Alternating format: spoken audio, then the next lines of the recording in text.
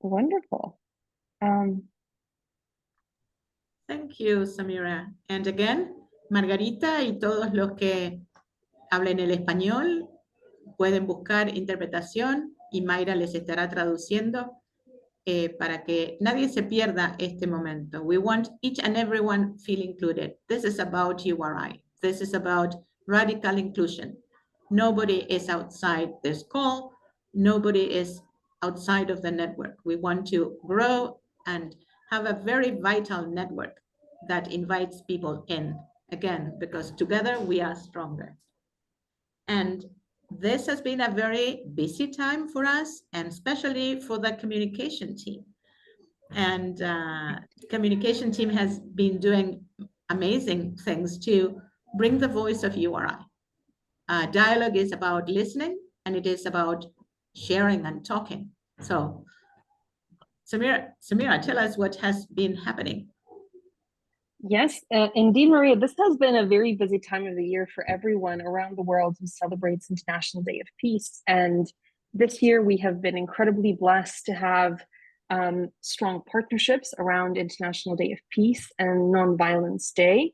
And today we wanted to speak a little bit about all of these wonderful activities that are happening around our network of over 1,200 members in over 110 countries around the world. And this year, our members have been incredibly active and doing a lot of work in partnership. And here are just some countries from which we have received reports about the incredible International Day of Peace celebrations.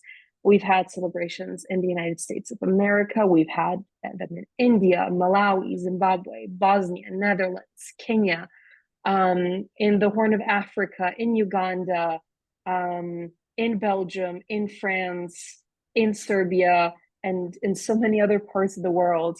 And we were delighted to receive over 25 reports this year for incredible work of celebration, but also planning ahead and building that community momentum that is needed to build a peaceful world and to resist the violence that is happening in so many communities around the world, and to create a counter narrative, an alternative to the violence that is happening around all of us. And at URI, a few months ago, we started interviewing our members to hear what are their peace journeys, what are their peace stories, and how does interfaith fit into all of that.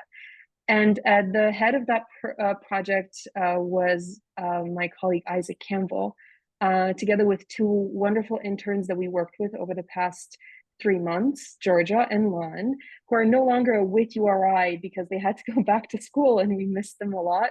But it was really important to mention their names here today. And Isaac, I invite you now to tell us a little bit about what this was like for you, especially being that you are a brand new colleague at URI.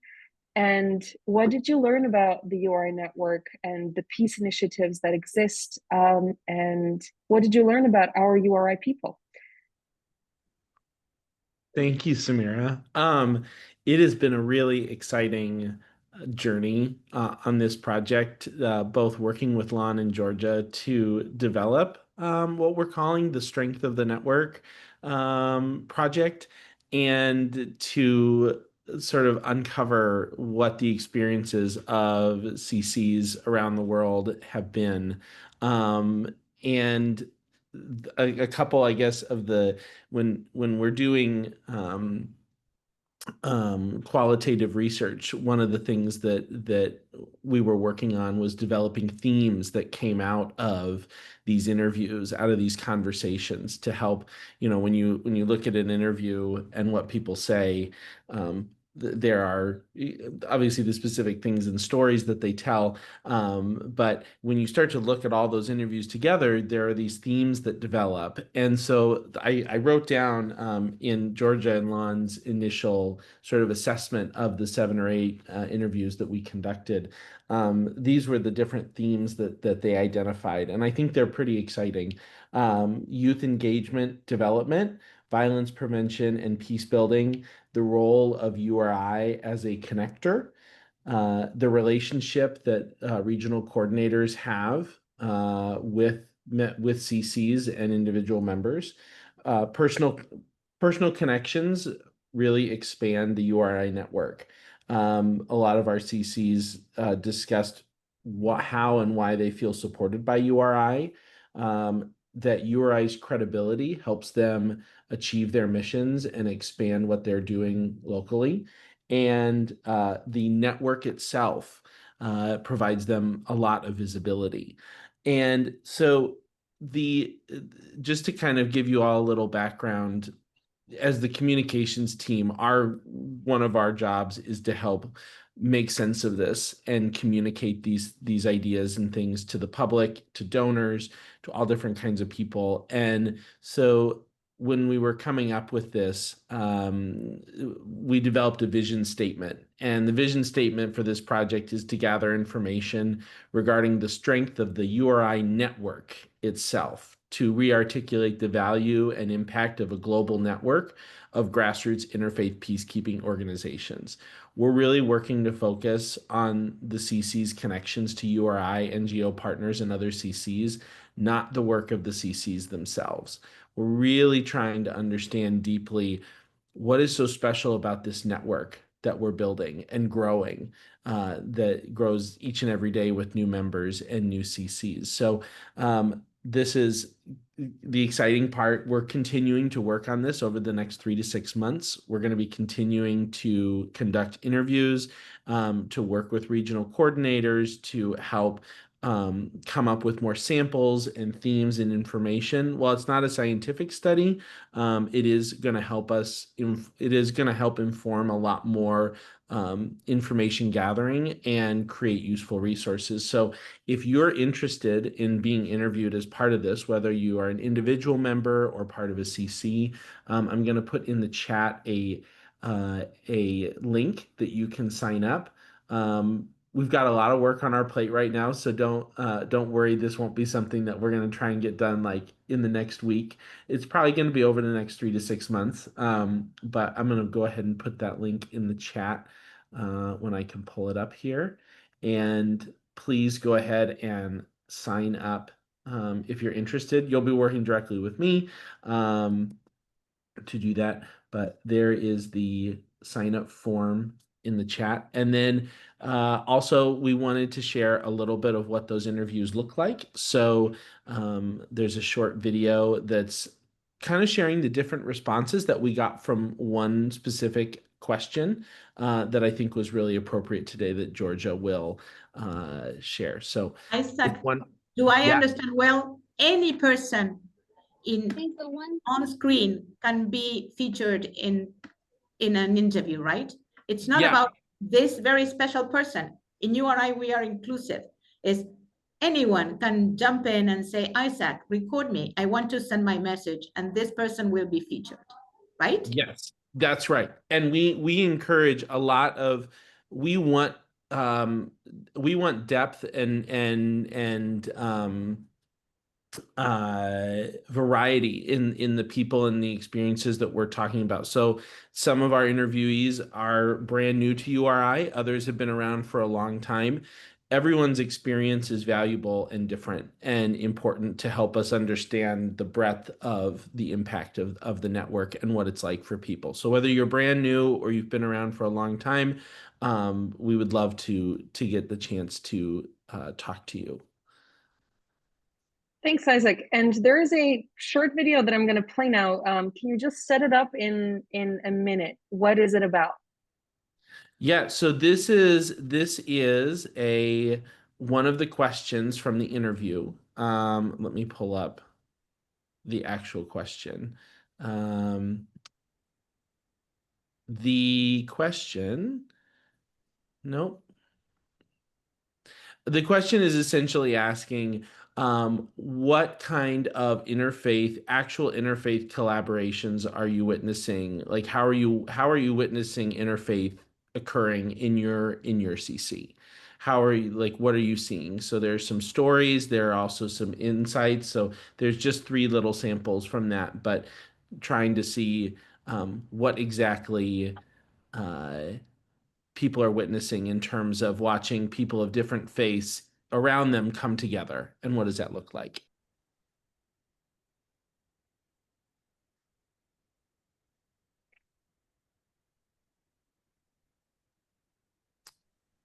There's no sound, Samira. It's beautiful. No, there is. Oh, there it is. So how would you describe the cooperation between members of different faiths within your organization, within your programming? It's beautiful. It's really, really beautiful to see. We were at the Tangier Summit in 2019, and it was really late. And for some reason, I went down. We were staying in a college dormitory, which was a wonderful thing. And there was this great room downstairs, and then we had boys' floor, girls' floor, director team floor. And it was like 2:30 in the morning, and they were all clustered together, like 9 of them. And I said, "Don't you think it'd be a good idea if you went to bed?" And one of the girls turned and she said, "Oh, we're having a discussion about how each of our countries handle the issue of abortion." I was like, never mind. Never mind. I'm going back to sleep. And I think that's a really good example. They know, they share. You know, that because of the differences we have, not despite the differences, but because of the differences that we have, we come together and we actually show by our own example that, you know, working together is possible. One thing. Second thing, working together and communicating with someone who's not from your own group and from your own religion does not diminish your identity and does not make you less Muslim, less Catholic, less Orthodox Christian, or less agnostic, atheist, whatever you are, which is often perceived as, I would say, people are afraid. I can say just this way, people are afraid that they're going to lose something from their own identity if they actually, you know, get in touch and get involved with somebody who's not from their own group. Do you have to be able to extend that olive branch and be able to say, look, this is not, you just can't see one way. You just can't see the world and just with one eye. You have to open and see perspectives. You have to see different ideas. You have to see, this is not work. If something is just not working, why keep doing it? You know, let's look at something different. So I guess bringing that individual into a CC group where everybody else is bringing the same, we're already, again, the secret to a CC is finding common ground, finding, you know, what are your challenges? Okay, well, that's funny because I'm having the same challenge, you know, for wanting to do this. And so now we just forget about everything. We're buddies because we're going through the same thing. And how can I help you and you help me?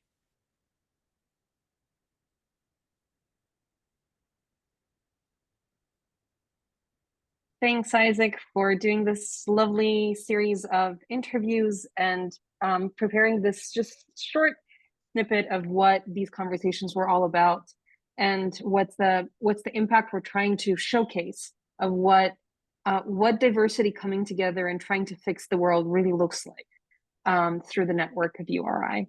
So thank you so much. And I see that Georgia is here. Georgia, I do not see you, but I saw you in the chat.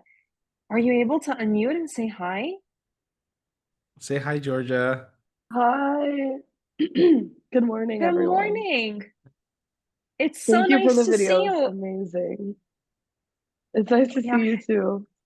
Yeah, I am so happy you were able to join us. So, quick introduction. Georgia was our intern over the summer, and I think it pretty much is that way in URI. Once in URI, always in URI. Georgia, how was it for you to work on the Strength of the Network project, but also how was it to get to know all of these amazing peace builders working tirelessly every single day to achieve what we all desperately need? I would say this was definitely one of my favorite things I did the whole summer. I felt like I really got to dive into the URI network and meet so many different people. And just hearing the different inspiring stories, like you mentioned, was one of the most impactful things for me personally, and to help me work with Isaac and Lon to develop like what is the strength of the network. It was really great. Thank you so much for all the contributions you course. gave to URI, and it was such a fun summer with you and Lon, and you've helped URI so much in the 3 months, and we're excited to have you back with us whenever you're able to.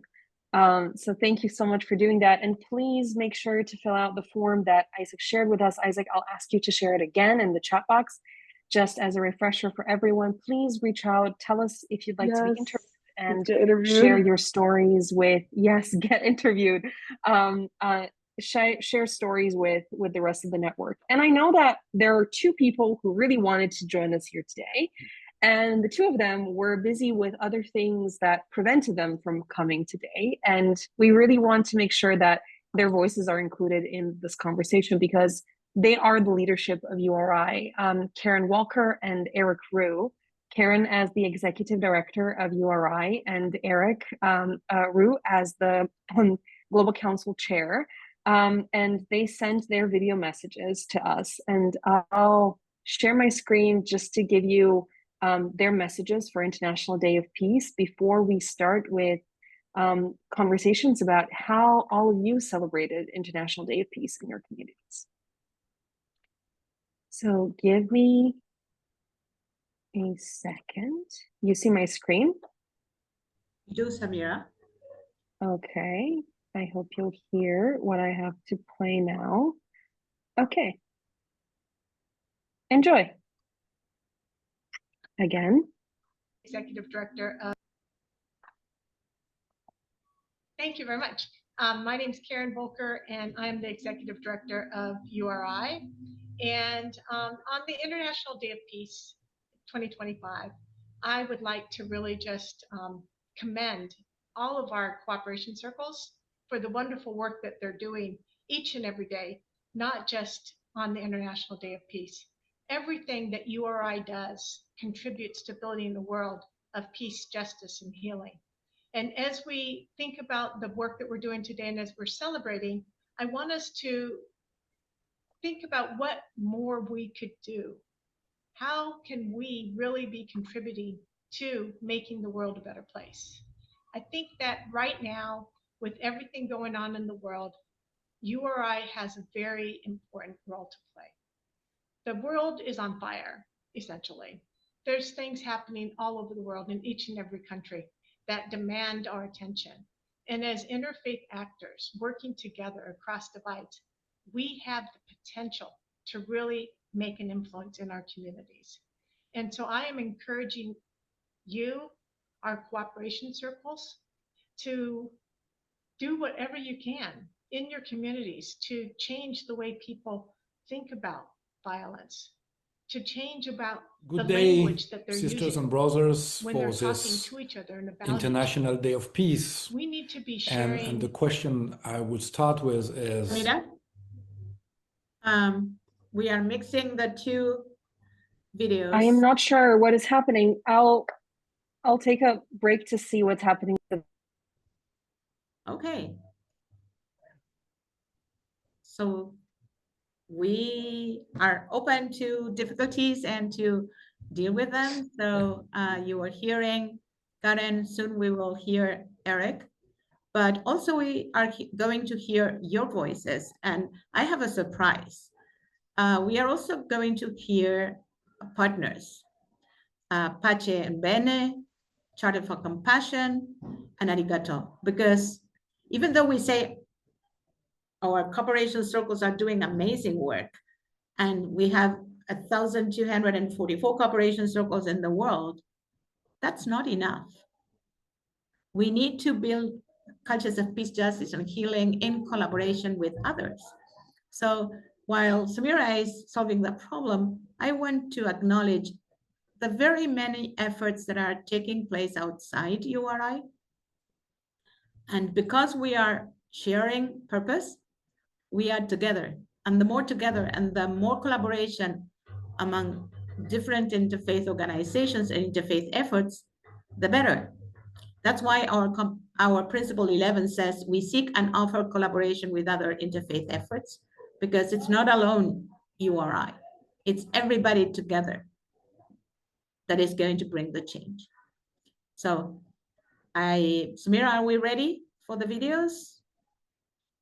And so we end Karen, we have Eric, we have some voices of the community, but stay there, stay tuned, because Rivera, Felipe, and Malu are there to share what other organizations are doing. Amazing partners that are doing work to bring change to this world too. Let's see. Yeah. Words of compassion and empathy, and not words of hate, and not words that incite violence. So as faith leaders and faith actors, I would encourage you to think about opportunities when you can use your voices, either individually or together with people of other faiths, to speak out against the violence that's happening in your community, to speak out against anything that appears to be an incitement to violence, and any language that inspires hate or that might be dehumanizing.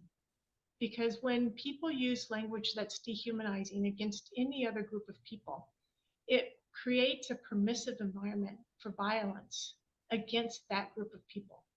And this is something that we need to be aware of and we need to be pushing back against. So as we celebrate the International Day of Peace, I encourage us to also embrace our responsibility as faith leaders and faith actors and community activists, and really see what we can do today, tomorrow, to build the world that we would like to see, a world that is full of peace and justice and healing.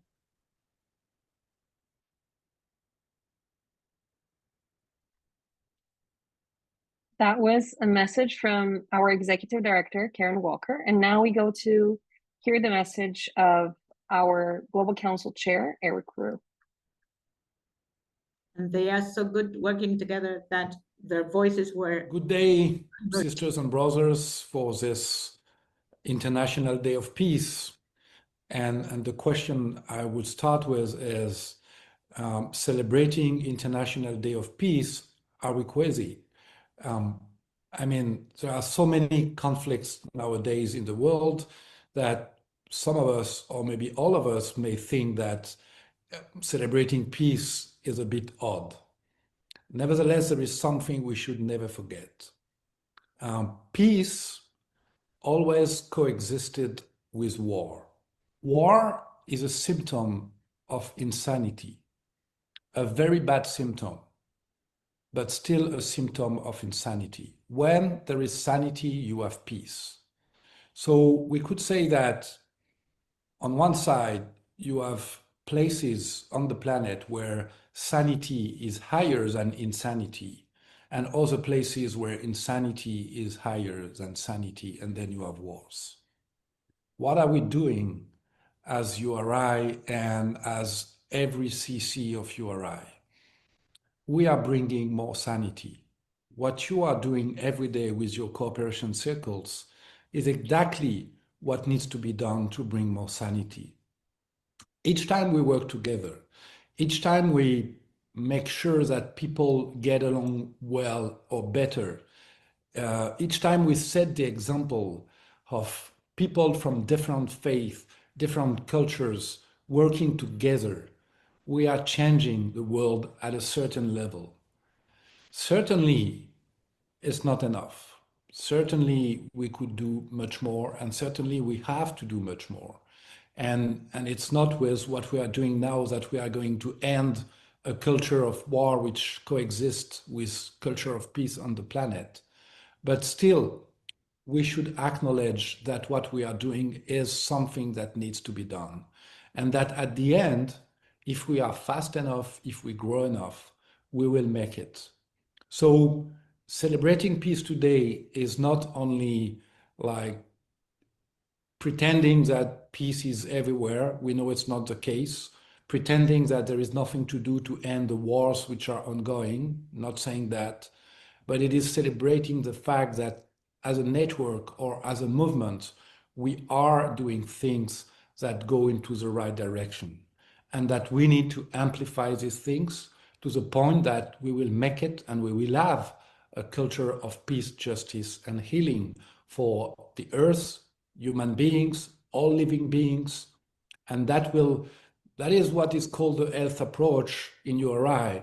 But the health approach is not only when we train people on the health approach, is in everything we do. we grow health, we grow communication.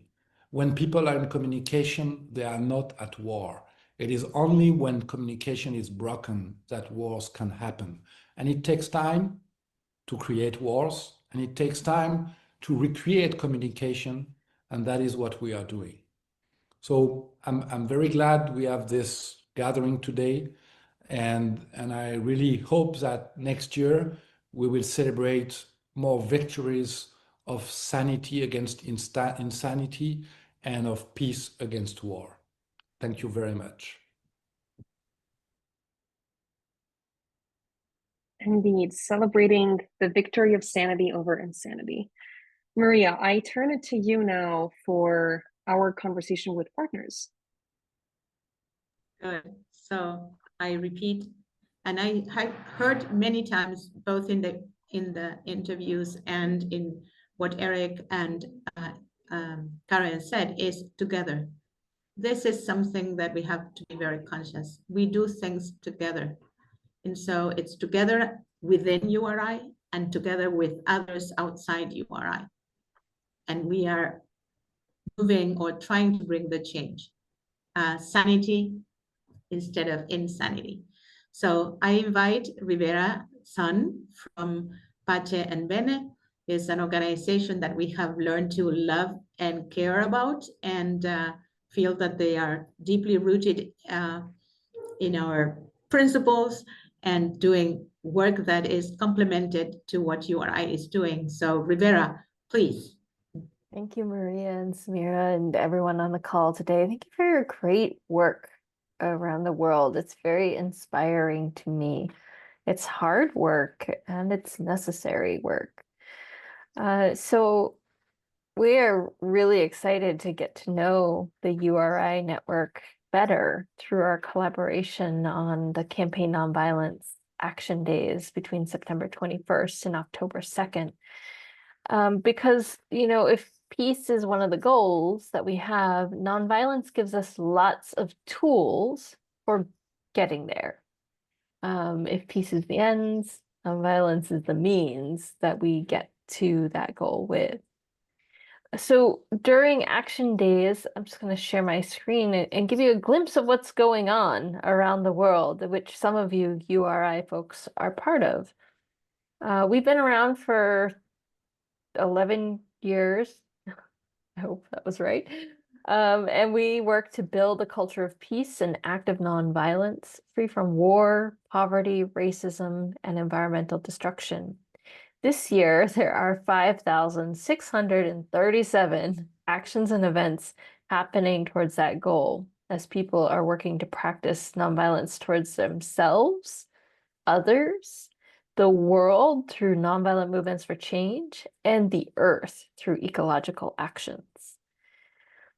I'll just give you a glimpse at some of the action reports that have come in. We're about midway through, so we're collecting stories from about 1,000 different actions. We still have, 5,000 more to go. These are things that are simple, like gathering people to sing for peace, joining with 10,000 other voices in 18 countries around the world, or getting mayors to proclaim, make a proclamation in honor of Peace Day. They're planting peace poles to have a continual presence of peace in their society. They're also doing things like training the youth in peace and holding actions like marches and rallies against violence specifically. This particular community also has community night walks where they do unarmed civilian patrols of the neighborhood to reduce the likelihood of gun violence happening. They are also showing documentaries on how nonviolent movements around the world have challenged dictatorships, tyranny, and oppression. They're leading spiritual events like the Global Silent Minute to honor peace. They're also organizing direct action campaigns and nonviolent campaigns to push back on the ways that corporations and institutions are complicit in some of the worst wars in our world, including the genocide in Gaza. These kind of events are ways that we foster active nonviolence and peace in our communities. And our societies are not set up that the default is peace. The default to a lot of our cultures is violence and war as usual. In the US, we promote it in movies, we fund it through our federal government. So anytime our citizens can take a break from that and stand up for peace and justice is a really important shift. So during action days, we encourage people to do this in so many different ways, and each person interprets it in their own way, but hopefully it launches their focus for year-round activities and actions that help us withdraw from the culture of war and the culture of violence and invest our time and energy into building peace, into learning more about nonviolence, into solving our conflicts with our friends and our neighbors with nonviolent skills, conflict resolution, nonviolent communication, in advancing the kind of systemic and solutions that stop the systemic violences like poverty and racism, so that we can reduce the amount of physical or direct violence that comes out of them. So we really applaud the work that URI is doing. We see it as very close to our hearts and very exciting work. And we really commend you all for your sustained focus, not just on International Day of Peace, but through the whole year. So thank you all so much. Thank you, Rivera. What an important message. And it is through actions that we bring change, whether small or big, with 2 or 3 or with thousands. And this is adding as a drop to the ocean. And talking about drops that are important and full of great efforts, I want to bring Malu from Arigato International, who are also doing a great campaign for this International Day of Peace. I was so happy to be in their event yesterday. Despina Nambembe from URI was also a speaker. So what's happening with Arigato? What are you doing for children, Malu? Thank you so much, Maria, and a pleasure to be here and to listen to all what you are doing and the amazing work that you do at the grassroots level. And I think that when I hear you speaking, and I have been this year in a few events organized by URI, I do think that what happens at the local level with these actions that are small, big, but that at times are not really recognized, no? It's the things we do on the day-to-day, the things that kind of mobilize communities, the neighbor, the people around us. And all these actions together, what makes a difference in the world. So I always feel very energized and inspired when you share all the things that you are doing, because I do think the world needs more of what you are doing. And so similarly to what Rivera was saying, and also Karen and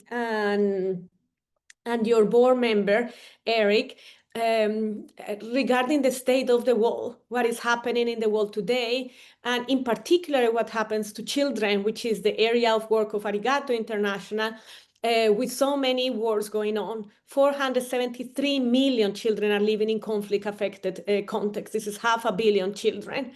We are seeing increasing conflicts, and Maria mentioned in the beginning 56 conflicts right now taking place in the world. And what we are seeing in our discussions, and based here in Geneva with the human rights and so on, that there is a proliferation of rejecting human rights law and humanitarian law. We see a rejection of multilateralism. We see a rejection of protecting children in war. And we see that, of course, the most affected are those who are the most vulnerable. Children and women, minority groups are the ones that are paying the big price. So with that in the background and the several discussions we have with several partners, we said we need to stand up. We need to break the silence, and we need to do it in an interfaith way.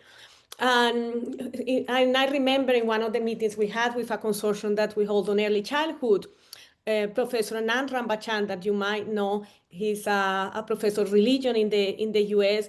He said we cannot do business as usual. We talk about violence and at different levels, but we need to talk about state violence because state violence is killing our children. Children are being maimed, children are being killed, children are the most affected victims of war. And we need to do something because what we are seeing is not just bypassing law and humanitarian and human rights law. What we are seeing is that we are bypassing our moral compass and our ethical responsibilities towards these children who are not just the future, are our present. And so with that, we developed this campaign, and I'm going to project here the website that is called Stand Up for Children in War. And we put this campaign together very quickly, and then we wrote to partners. So we wrote to URI, so would you like to join the campaign? And URI, of course, said yes. And then we got 33 partners who came together and said, let's be part of this campaign. Very simple. The whole motto was stand up for children in war, and that's what we wanted to communicate. So for almost 3 weeks, we worked together.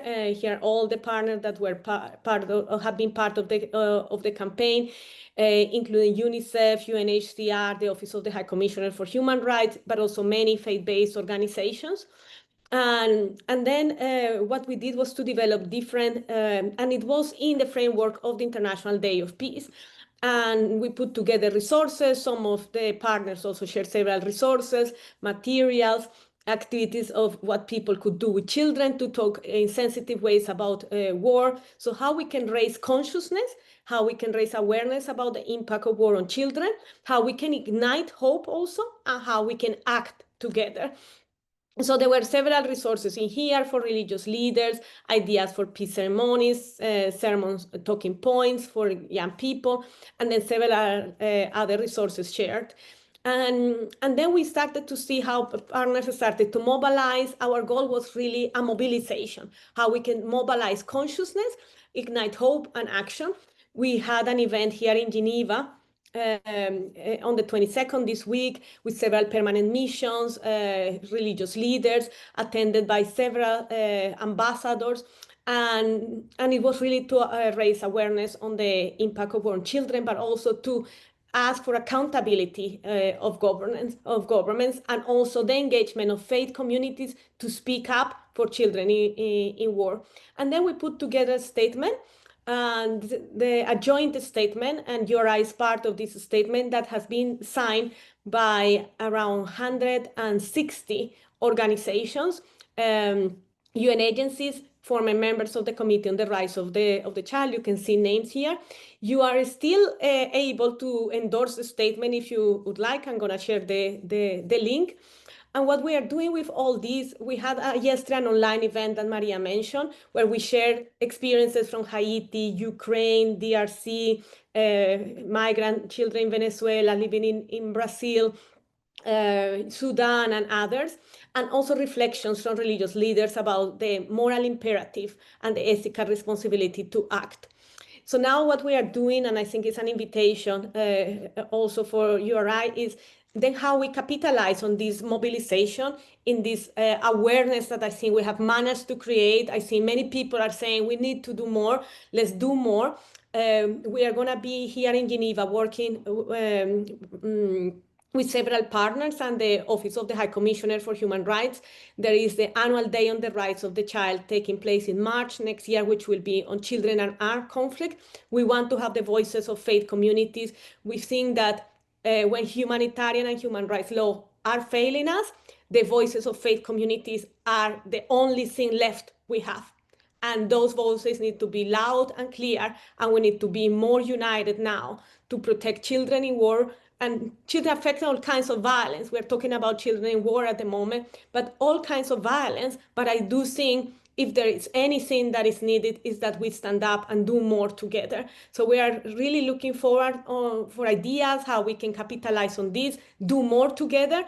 And if you or I can also be a partner with us in concrete actions, would be also very happy to see how we put together our brains, our ideas, but also our networks that are so big. And just imagine if we count all the number of people that we can mobilize, I think we can do much more. So I leave it here, Maria, and thank you. Thank you, Malu. And yes, I hear what Father James is saying on the chat, that the heart bleeds when we see children suffering. Surely all of our hearts bleed when we see children suffering. Also, what Margarita said in the chat, that sometimes government are not bringing peace, are not collaborating for peace. And so our individual voices need to be heard. And also because we are together, we are louder. And talking about being louder and being together, I want to give the floor to Felipe Zurita, who is going to bring the voice of a partner and also a cooperation circle of URI, that is the Charter for Compassion. We have collaborated for many years, and we will continue to do so. But at this very moment, there's an intention to be together, addressing the scourges of the time. So Felipe, you are from the house, and you speak also at this moment representing Charter for Compassion. Thank you Gracias, for being Maria. here. Gracias, Maria. Hi, everyone. My name is Felipe. I'm here with the Charter for Compassion. Also one of my coworkers, Merida McCarthy, is right here on the call as well. We just wanted to let you know a little bit about the Charter for Compassion and some of the important events that are happening very soon. So, do we all know the golden rule?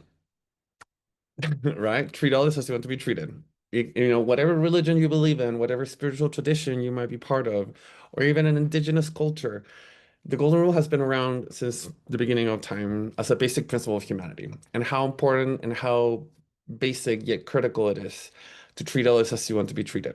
And that has taken many different shapes and many different words, right? So let me just show you real quick. I have it right here. There's like the poster right there. There's different religions, and all of them are showing the golden rule in their own different sacred text. So the Charter for Compassion started with a religious theologian called, her name is Karen Armstrong, and she gave a TED Talk back in 2009 about the golden rule and how religion sometimes has been weaponized to control people instead of, helping them come together like URI is doing right now with all of us, right? And so, long story short, there was a charter, a letter that was created with multiple people from different religions and spiritual traditions, and that to kind of like guide people to have a more compassionate lifestyle. And I wanted to share really quick on my screen, like a little video that we have. Oh, sorry, I was just looking at the website that the other partner just shared with us, but it's right here. So let me just share this with you. Let me see if I have audio. Share sound, optimize. There you go. Okay. Okay, so a charter is a document, much like the Declaration of Independence or the Magna Carta, where you swear to uphold certain ideas or beliefs no matter what. The Charter for Compassion is a document written by people from around the world representing every country and every faith. People like Archbishop Desmond Tutu, Grand Mufti Sheikh Ali Goma, and Karen Armstrong. Thousands have affirmed the charter, like Queen Rania, Sir Richard Branson, and even His Holiness, the Dalai Lama. Compassion is basically, well, it's the golden rule. It's an idea that has been around for centuries, and it's at the core of all the world's religious and ethical beliefs. The Charter for Compassion is a declaration to restore compassion to the center of our moral and religious traditions. Starting as a wish at the TED conference, it has inspired a movement. Over in San Francisco, there are students that are getting together to talk about what the Golden Rule means to them. Seattle took up the charter, becoming the first official compassionate city. Compassionate Seattle. It is up to...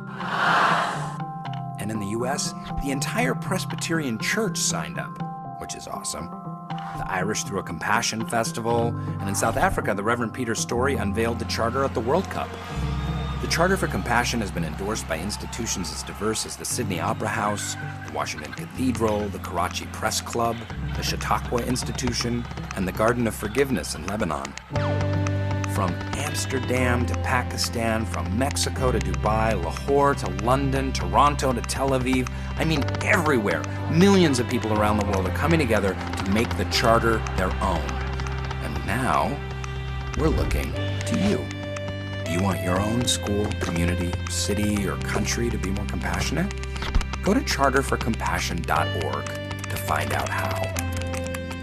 Why don't we all start right about now?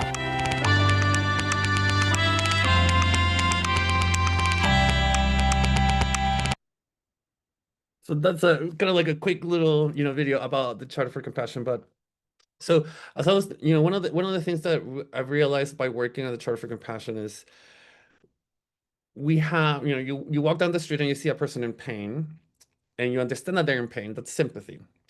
You walk down the street, you see that person in pain, you understand that they're in pain, so that's sympathy. But then you feel that pain with that person, that's empathy. You're walking down the street again, you're seeing that person in pain, you recognize they're in pain, so you see you understand there's sympathy, you feel that pain with them, that's empathy. But then you take action to eliminate that pain. That might not affect you, but it's affecting that person that you're feeling that pain with, right? That is compassion to us. It's a principle of action. And so there are many different things that the Charter for Compassion does. One of them is we provide courses that helps us to have more self-compassion, which is very important in order for us to be compassionate to everything around us, we need to be self-compassionate first. So we provide a lot of materials and resources for people to understand more of that. On the other hand, we have hubs and connecting cities that we call compassionate cities or compassionate communities all around the world that try to work with initiatives that we try to propose and try to hopefully coordinate so that all these different places around the world are kind of working together on something similar.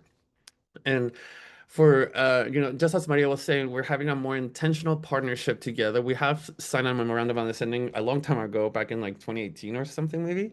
But we are trying to be more intentional with our partnership. And come November, we'll have more to talk about that. But I just wanted to guide you to our website, charterforcompassion.org, and let you know that there's 3 really big events happening and that we would like to invite everyone to not only learn more but participate. So one of them is the Global Youth Conference. We're having a virtual conference on October 28th through the 30th.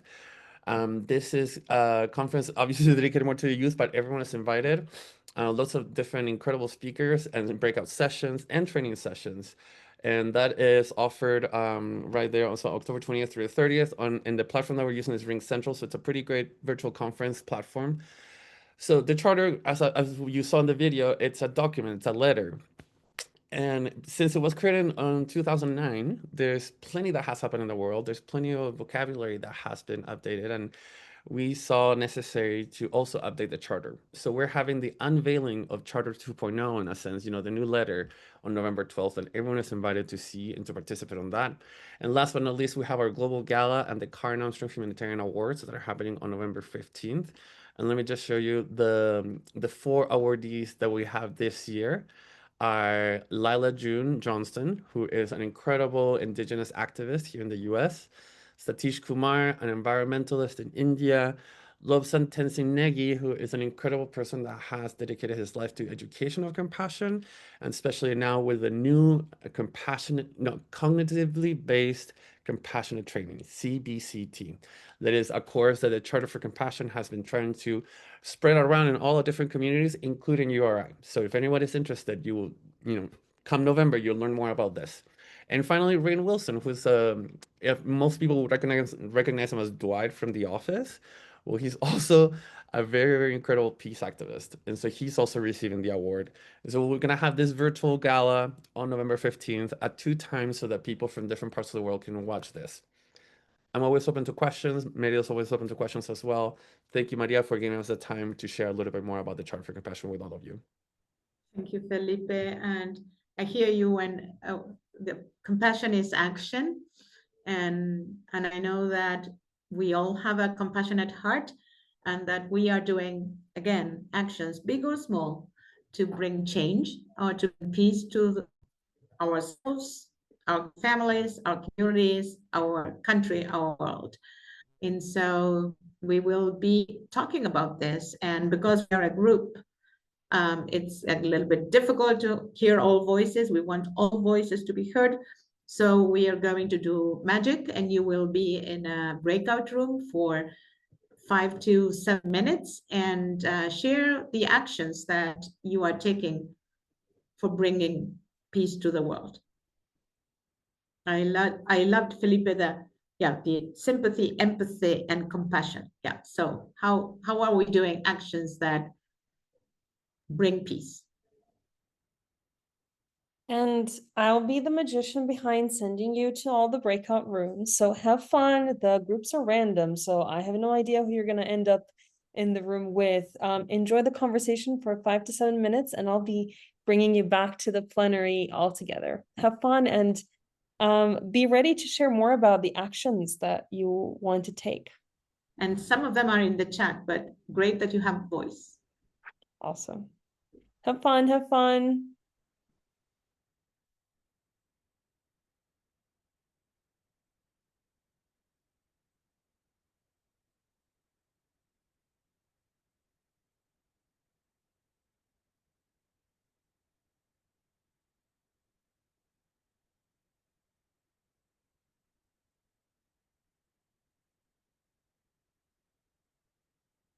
Let me know if you need any help.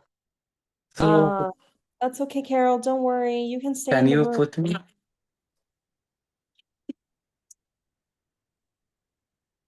Sorry? Someone was speaking. Yes, I lost the linking. Please, can you help me to Yes, join I'm my sending team? you to Yes, I'm Okay, sending we you are to in the group breakout number. rooms at the moment. We are talking about and we are doing peace in this peace month. But if you are busy with other things, it's okay. No. Okay, have fun, everyone. Mayra, if you want to join the group, you can go as well, or you can stay. Okay. Conversation with mom, you know, so that opportunity, creating those opportunities to just engage with one another and how powerful that is and the benefits of that. So for Emmanuel, that's something that, you know, he plans to continue, you know, definitely in the next 3 months, but even more than that. And then Ouija is based in Indonesia. And again, you know, just like in all of our, unfortunately, in all of the countries around the world, there are conflicts that are there as well. A lot of these conflicts are resulting in protests. And then a lot of these protests are resulting in where people are, you know, unfortunately, are hurting one another. But what's something so beautiful that they're doing that's countering that is getting faith leaders, religious leaders together in prayer, right? Praying for the well-being of those that were affected in the protests, and how that action of collective prayer from, you know, from different faith communities coming together is contributing to a sense of creating peace within the community. And so that's, you know, that's one of the things. And within the next 3 months, one of the initiatives that they'll be focusing on is and we were cut off, the time ended, but essentially was planning a book discussion basically around interfaith friendship. You know, what does it really mean to engage in an interfaith friendship with one another? You know, it's not about trying to prove one another, I'm right and you're wrong, this and that, but really just the art of having a relationship with someone who may espouse a completely different faith tradition than you. You know, what does that mean? And really, what are the beautiful benefits that come out of that? And then for us in the United States, you know, again, we kind of, I serve as the regional coordinator of North America. So I was sharing some of the corporation circles and programs that they're doing. And really the root of it is just allowing, you know, creating an opportunity for people to come together that perhaps otherwise would not have, right? Through different initiatives. And the ripple effect of that is, you know, really creating and sustaining a society that's rooted in peace instead of violence. So it was wonderful to have the opportunity to engage a little bit in depth with my 2 new friends. So thank you. Thank you, Milia. Thank you for the beautiful summary. I wish everyone the best of luck, and and perseverance in all the actions that we're taking at the moment and that we plan on taking in the future as we're countering all the violence that is happening and as we're creating cultures of peace, justice, and healing, and with every step that we take. Monica, I see your hand is up. Please go ahead. I've missed you. It's lovely to see you. Welcome today. It's always great to connect with URI, particularly on the International Day of Peace. It just touches my heart to be here. I had the good fortune of being in a room with Father Channon, and I cannot let this moment go by without thanking Felipe for his work on the Voices for a World Free of Nuclear Weapons video that we showed, and it's on our Voices website. And if we're trying to stop violence, I truly encourage all of you to seriously look at the issue of nuclear weapons. It is one of the biggest issues of money that needs to be repurposed. It also is actually about our future, and the prayer that Bill Swing gave to the Voices group that we use is on our website. I invite people to go to voices-uri.org and to see it and have a program this year. I encourage everyone to look at this, whether your country is a nuclear power or whether it isn't, because many countries have signed on for the treaty to prohibit nuclear weapons. And there are only 9 countries that have nuclear weapons, but they are so dangerous to the environment and to our future. And so I thank people for the work you've done. Tomorrow is a day for the total elimination of nuclear weapons. I encourage you to keep it in your prayers. But whatever action you choose, one of the things that URI encourages is prayers from multiple denominations and faith traditions and spiritual traditions. And so your prayers make a difference wherever you are. And I just want to thank you for the work. And it's good to be here. Thank you, Monica. I shared the link to the website in the chat in case anyone wants to check it out. Indeed, Voices for a World Free of Nuclear Weapons is a great cooperation circle of URI with our founder of URI, Bishop William Swing, as the founder and as the leader of the group. And you guys are doing a fabulous job with so much intentional prayer, reflections, meditations, but also a lot of great actions that are being taken around the world for the abolishment of nuclear weapons. So thank you for all the good work. I invite a few more voices. Elizabeth, you shared a little bit in the chat about the little owl, and I remember seeing that book, and you actually gifted that to me when I saw you in Austria. Can you tell everyone a little bit about the book you're referencing in the chat? And welcome. It's so lovely to see you with us. Thank you very much. Yes, I was a librarian in my former life, and we started to translate a story from an Austrian author about the question, who created everything? And it's about a little owl, and it's very useful for interreligious work in schools, but even for adults, because it's such a nice idea behind the story. And you can find it in 48 languages at the moment on our webpage. I put it in the chat. And I hope you use it for dogs, show it, and you can play it as a theater. There are little animated videos in Arabic. No, the animated video is in English and in Swahili, but there are some videos where it's read. And it's really useful to bring people to think about what is their own belief, who created everything. And I'm sure you will like it. And blessings to all. And I'm so proud to be a member of URI. My work is in Syria, and Hassan planted trees. On International Day of Peace, he planted peace trees, and there are 80,000 trees more waiting to be planted in northern Syria and bring more peace and fruits and peace. Thank you. Blessings to all. Thank you, Elizabeth, and thank you for spotlighting the incredible work that Hassan is doing in Syria. Hassan is a teacher, a very passionate teacher who has taken care of so many kids in a refugee camp over so many years, unfortunately, and now is planting trees that are providing nutrition and earth restoration to his Syrian community as well. So thank you for joining. That's a lovely story. I'm wondering if we can invite one more voice. Tell us about what you spoke about in the group. What are some of the actions that you're planning on taking to ensure that peace is there for everyone, for all of us? One more voice. Hi.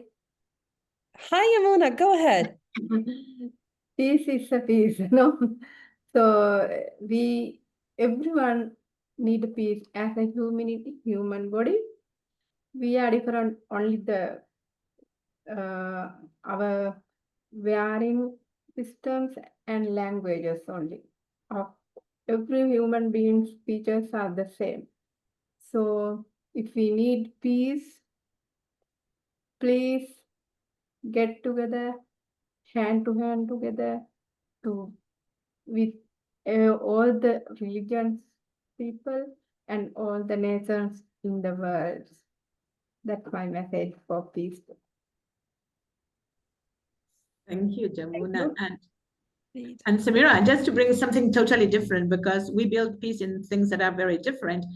Mohammed and I had conversations about football and how many cooperation circles are doing football matches to bring peace. And we were discussing how we feel one team and the other team quarreling because this won or this didn't won. And perhaps there's killing in Argentina. There are sometimes killing because of football.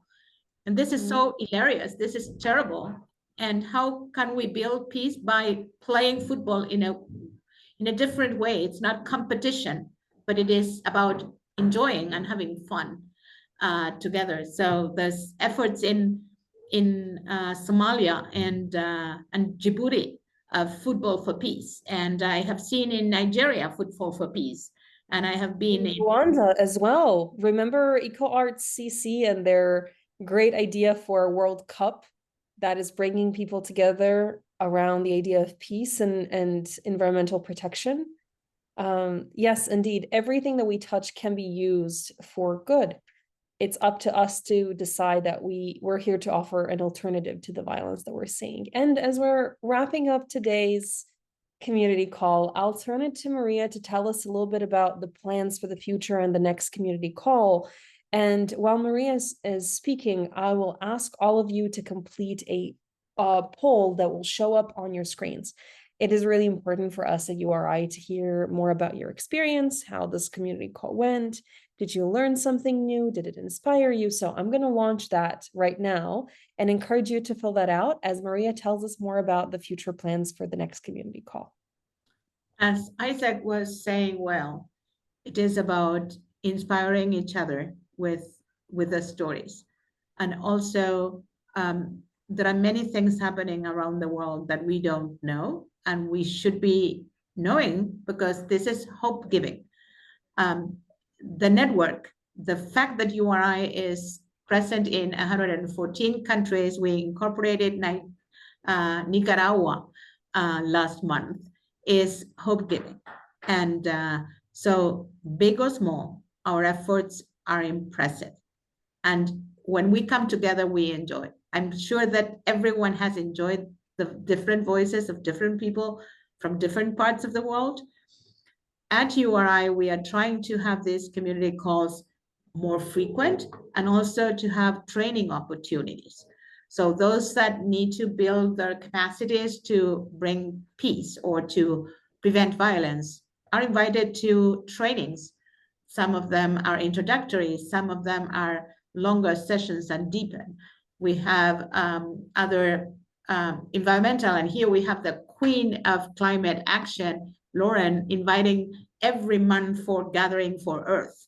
And this is another opportunity for us to connect, especially if we care about the planet. And who doesn't care about the planet? Because the planet, we are all in different parts of the world, but we are all standing on the planet, on the same planet, the planet that we share, the common home.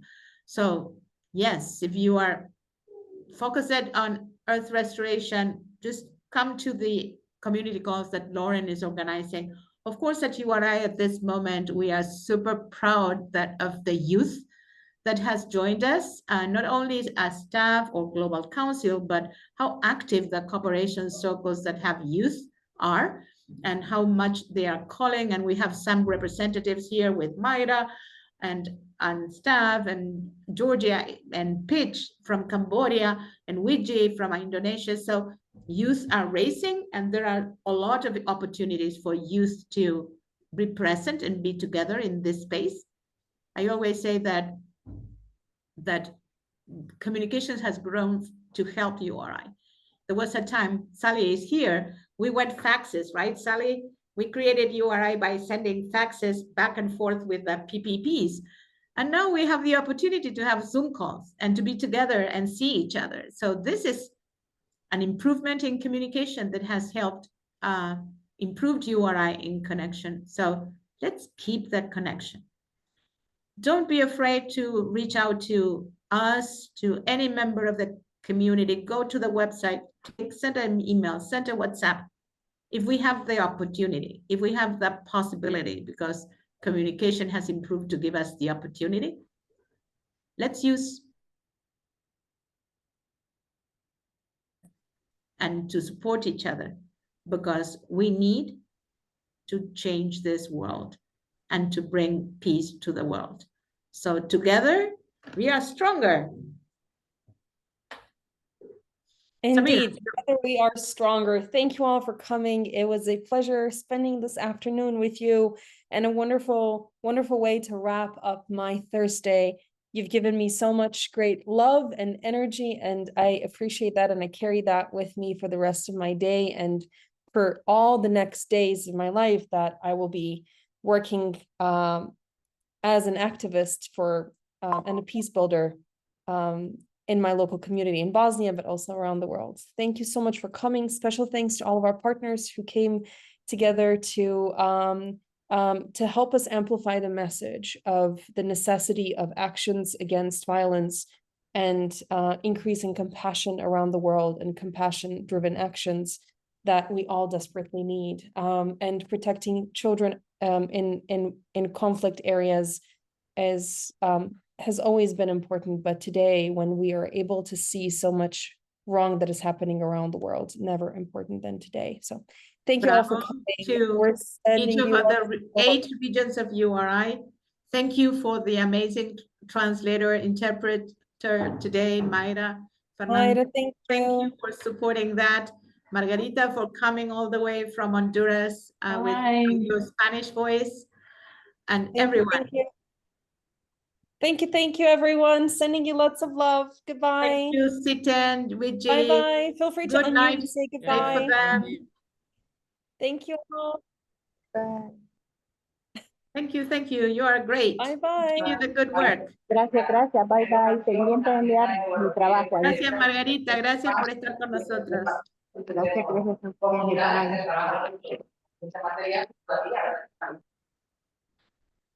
Thank you, Lynn. Bye.